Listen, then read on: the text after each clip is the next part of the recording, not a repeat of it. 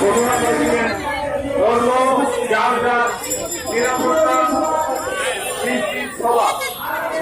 আমরা ওনার এই বক্তব্যের সাথে একমত পোষণ করে বলতে চাই যে আমাদের যে উর্দুভাষী প্রজন্ম আছে, আমাদের সাথে অনেক অন্যায় অত্যাচার হচ্ছে। গত 7 তারিখে রৌফাবাদ বিহারি কলোনিতে রেশমি নামের একটা মেয়েকে দুর্বৃত্তের হাতে গুলি করা হয়েছে। 7 দিন সে চট্টগ্রাম মেডিকেল কলেজ হাসপাতালে ভর্তি ছিল, তারপর তার ওখানে মৃত্যু হয়েছে। আমরা এই হত্যার তীব্র নিন্দা জানাই। পল্লবীতে রাশমি নামের একটা 7 বছর মেয়েকে 2 টুকরা করে হত্যা করা হয়েছে। এসপিকে সিং কেন্দ্রীয় কমিটির পক্ষ থেকে আমরা ওই হত্যার প্রতিবাদ জানাই। প্রধানমন্ত্রী বলেছেন বাঙালি অবাঙালি সবাই আমাদের সমান অধিকার আছে।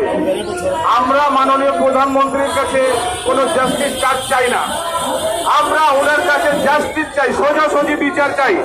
যারা এই হত্যাকাণ্ডের সাথে জড়িত আছে তাদেরকে দ্রুত আইনের আওতায় এনে তাদের দৃষ্টান্তমূলক শাস্তি দাবি করছি।